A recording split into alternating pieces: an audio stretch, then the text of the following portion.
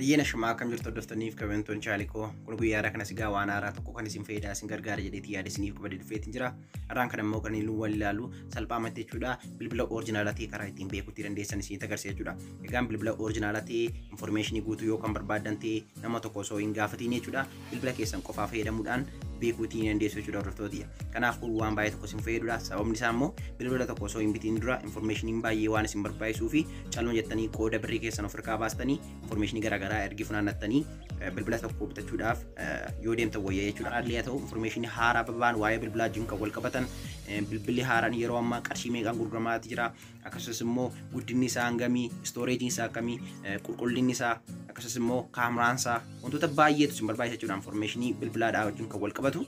Kanaaf guyyaa har'aa kana isadha jechuudha kan inni wal ilaalu. Egaan kun akkuma agartan iddoo kanarraatti wantoota hedduu argachuu dandeessu. Wantoota bilbilaa wajjin wal qabatanii biraandii isaanii wajjin amma fakkeenyaaf namoonni baay'een Samsung kan jaallatan jirtu, Huawei kan jaallatan jirtu, biraandii gosa garaagaraa jira jechuudha addunyaa kanarra.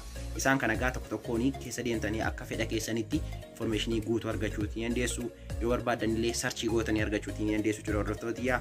Egaan ankaraa kanaan fayyadamee information hedduu waa'ee bilbilaa wajjin wal qabatan wantoota baay'ee argachaatiin jira. Isinis illee yoo irraa gargaaramtan baay'ee gaariidha kan jedhu yaadeetan guyyaa har'aa kana isiniif qabadheeti dhufe. Kanaaf hanga xumuraatti waliin ta'an isiniin jedha. Zombie apocalypse.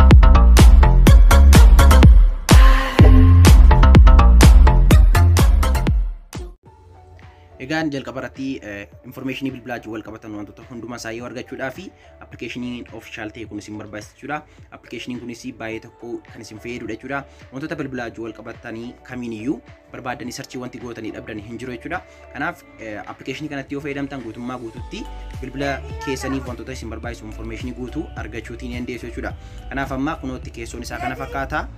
Kana malees egaa information haaraa guyyaa guyyaatti waa'ee bilbilaa wajjin wal qabatan waa'ee chaarjii bilbilaa wajjin akkasumas immoo guutummaa guutuutti info haaraa news kan jedhu iddoo kana keessaatti argachuu dandeessu jechuudha.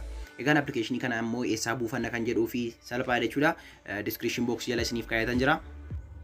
Video ko yeroo kamitti yeroo ilaaltanii barreeffama video kootirraa ni tuqxu jechuudha. Saniin booda haala kanaatiin gadi isiniif ba'a. Aappii as tuqaa buufadhaa kan jedhu bifa kanaatiin isiniif ta'a jechuudha. Saniin booda iddoo kanarraa tokkootiif ni tuqxu liinkii kana gariin isin geessu gara weebsaayitiidha jechuudha. Akka kanatti isiniif baasa jechuudha. Xiqqoo ishee gadi siquudhaani daawunlood batanii bakka kana ni tuqxu. Aappii as tuqaa buufadhaa ni jedha jechuudha. Peejii itti aanutti yeroo itti isin dabarsu jira jechuudha. Peejii itti aanutti yoo isin dabarse mas xiqqoo ishee gadi siquudhaani install now kan jedhuu fi download now kan jedhu isiniif dhufa jechuudha. Sababii kun ta'ee fi namoonni play store keessan isiniif hin hojjenne waan jirtanii fi akka inni isiniif furmaata ta'uu fi bakka kanarra download batanii kana tuquudhaanitu gadi buufachuu dandeessu jechuudha hordoftootiyya. Kanaaf warri play store keessan isiniif hojjetu immoo bakka kana tuquutii hin dagatiidha. Egaan lamaan keessaniif yoo akka ta'uuf jedheen akkasitti isiniif qopheesse jechuudha hordoftootiyya. Namoonni play store isaanii hojjetuuf kan hin hojjenne waan jiraniif jechuudha. Egaan appilikeeshinicha jalqabaaf ennaa bantan haala kanaatiin isiniif bana jechuudha. Jala kanarraa wantoota afurtu jira jechuudha. Wantoonni afurun kunis immoo news kan jedhu ni jira, review kan jedhu ni jira, phones kan jedhu ni jira, video kan jedhu jira jechuudha. Egaan informationii barbaadan sana bifa videoodhaan illee argachuu dandeessu. Kunootti video kan jedhu kana keessa yoo seentanii kunootti akkuma agartan bilbila haaraa ba'ee qulqullina isaa, kaameraa isaa achirraatti waan hunda isaa kaameraa kaasanii illee isinitti agarsiisu. Storage isaa meeqa akka ta'e bifa videoodhaan warri daawwachuutti barbaadan baay'ee tokkotti gammaddu jechuudha. Inni kan biraan immoo phones kan jedhu kana keessa yoo seentan kunootti akkuma Samsung, Apple, Sony, LG, HTC, Motorola, Huawei, Lenovo, Xiaomi, Asus, Oppo wantoota hedduu jira jechuudha hordoftootiyya. As keessaa gaa kan fedha keessan ta'e argachuu dandeessu jechuudha. Information isaa fakkeenyaaf Samsung kan keessa yoon seene akka kanatti naaf baasa jechuudha. Kunootti Samsung warra haaraa ta'an aga duriitti jechuudha. Kunootti steepiidhaan gad naaf tarreesseeti jira. Bakka kanarraa amma fakkeenyaaf bilbilli Samsung yeroo ammaa haaraan inni dhumarra jiru S20 Ultra Wide kan jedhudha jechuudha. Kunootti addana keessaatii ilaaluu dandeessu. Kunootti information haaraa jechuudha. Egaan baajetti foonii warri barbaadan warri bilbila xiqqoo ishee gatiin isaa gadi bu'aa ta'e garuu bilbiluma gaarii ta'e barbaadanis immoo argachuu dandeessu jechuudha. Akka fedha keessanii as keessa wanta fedha keessan ta'e duwwaa sarchii gochuutti isinirraa eegama jechuudha. Kanaan achi waan kamiyyuu argachuu dandeessu jechuudha. Fakkeenyaaf kunootti bilbila kana A71 dha jechuudha. Kuni 5G isaadha. Kunootti iddoo kanarraa informationii gaarii naaf kennaati jira. 64 megapixel kan inni ta'e natti maati jira. 6 or 8 GB RAM naan jechaati jira. Kunootti dhagaansaa amma makkatee kunootti akkuma agartan featureonni of keessaa qabu akkasumas immoo soundii isaa selfie isaa main kaameraan isaa memory isaa information guutuun addarreera jechuudha. Egaan inni kan biraan search gootanii argachuu ni dandeessu. Search gootanii argachuudhaaf kunuunti gubbaa kanarraa mallattoon search waan jirtuu fi bakka kana al tokkootiif ni tuqxu.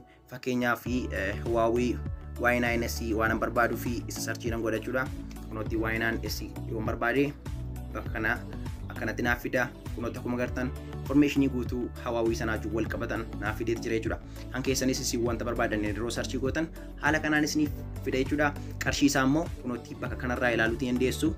Kunuunti doolaara 228 gurgurama jechuudha. Bilbilli amman search godhee kee isin kan keessan isin yeroo search gootan immoo kan biraa isiniif fiduu ni danda'a jechuudha. Garuu gaa kunuunti qarshiin isaa illee meeqa akka ta'e information guutuu akka kanatti jechuudha kan isin argattanii. Egaan haala kanaatiin fayyadamtanii bilbila tokko originaalummaa isaa dhiisuu isaa kan isin ittiin beektan. Egaa bakka kana keessaatti information gaa ergi funaannattanii gara bilbila bitachuutti yoo deemtanii achirraa bilbila sana wajjin yaada keessanii wal qabdanii yeroo ilaaltanitti wal isiniif hin dhufu taanaan bilbilli suni rakkoo qaba jechuudha. Egaan karaa ittiin bilbila bitattanii harka keessan keessatti qabdan forjidii ta'uusaa fi original ta'uusaa beektanii immoo salphaamatti viidiyoo isiniif hojjechuudhaaf na yaala karaa salphaa ta'eetiin karaa ittiin beekuu dandeessan. Inni kun garuu kan inni isin fayyaduu fi bilbiloota haaraa ta'an kan duriis ta'e kan yeroo kamittiyyuu bilbila yeroo bitachuuf kaatan information ga'aa addanarraa argachuudhaaf kan isin gargaarudha jechuudha. Egaan namoonni baay'een keessan yeroo viidiyoo isiniif hojjedhee gadhiisaatti jiru calmeettanii gaaffii na gaggaafattu. Gaaffii isin na gaggaafattan sun immoo viidiyoo sana gidduutti kanan dubbadhee kanan isiniif deebisedha.